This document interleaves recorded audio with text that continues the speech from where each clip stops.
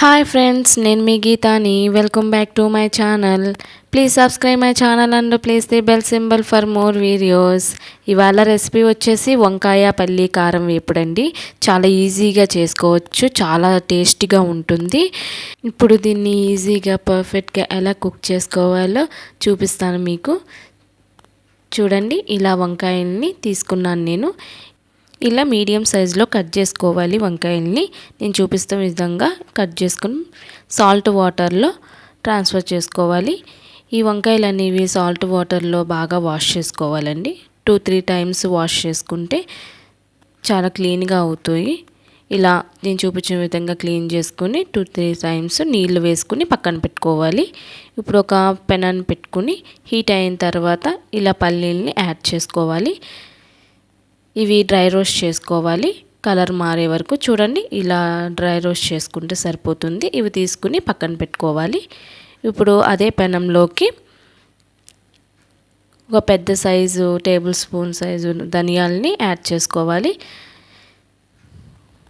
1 spoon జీలకర్రని add చేసుకోవాలి. ఇది కూడా డ్రై రోస్ట్ చేసుకోవాలి.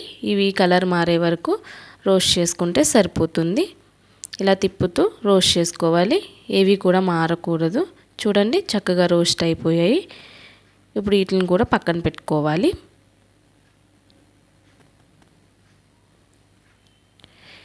ఇలా ఒక మిక్సీ జార్ని తీసుకుని పల్లీల్ని పొట్టు తీసుకుని యాడ్ చేసుకోవాలి. ధనియాలు జీలకర్రను కూడా యాడ్ చేసుకోవాలి. ఇలా 10 వెల్లుల్లిపాయ రేకలను తీసుకుని యాడ్ చేసుకోవాలి. 1 టేబుల్ స్పూను కారాన్ని యాడ్ చేసుకున్నాను నేను. మీకు స్పైస్ ఎక్కువ తినే వాళ్ళైతే కొంచెం ఎక్కువైనా యాడ్ చేసుకోవచ్చు. ఇప్పుడు దీన్ని గ్రైండ్ చేసుకోవాలి. వాటర్ ఏమీ యాడ్ చేయకుండా ఇలా పలుకుల కింద పౌడర్ చేసుకోవాలి. మరీ అంత స్మూత్గా పౌడర్ చేసుకోవక్కర్లేదండి. ఇలా పలుకుల కింద ఉంటేనే బాగుంటుంది.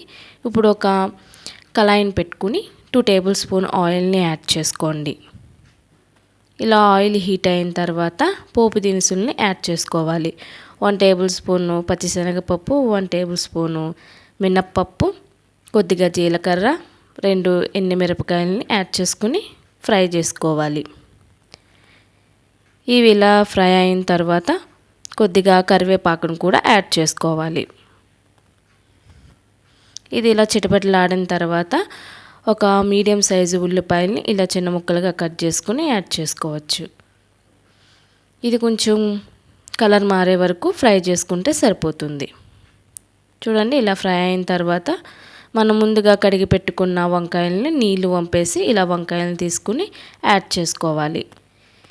ఇది ఆయిల్లోకి బాగా కలిసేలాగా గట్టపెట్టుకుని బాగా తిప్పుకోవాలి. మీడియం ఫ్లేమ్లో పెట్టుకోవాలండి. వంకాయలను వేసిన తర్వాత మీడియం ఫ్లేమ్లోనే అంతా మగ్గాలి. సో ఇది త్వరగా మగ్గడం కోసం నేను రుచికి సరిపడా సాల్ట్ని యాడ్ చేశాను.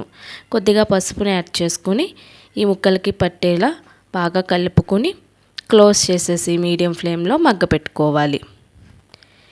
ఇలా 2 మినిట్స్కి ఒకసారి ఓపెన్ చేసుకుంటూ బాగా కలుపుకుంటూ ఫ్రై చేసుకోవాలి వీటిని. చూడండి, చక్కగా కుక్ అయిపోయాయి. ఇలా గట్ట పెట్టుకుని వంకాయ ముక్కని నొక్కితే ఇలాగా ముక్కలు అవ్వాలండి. ఇదండి పర్ఫెక్ట్గా మగ్గిందని తెలుసుకోవడానికి. ఇప్పుడు ఇలా మగ్గిన దాంట్లోకి ముందుగా మనం మిక్సీ పట్టుకున్న పల్లి వెల్లుల్లి కారాన్ని యాడ్ చేసుకోవాలి. ఇందులోకి మీడియం ఫ్లేమ్లో పెట్టుకుని బాగా కలుపుకోవాలి.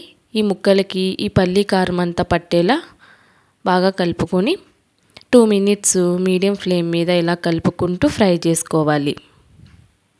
ఇందులో ఉన్న పచ్చివాసన అంతా పోతుంది. చూడండి, చక్కగా ఇలా కలుపుకుంటూ ఫ్రై చేసుకోవాలి. ఇక లాస్ట్లో కొత్తిమీరని యాడ్ చేసుకోవాలి. ఇలా యాడ్ చేసుకుని బాగా కలుపుకొని స్టవ్ ఆఫ్ చేసేసుకోవడమే.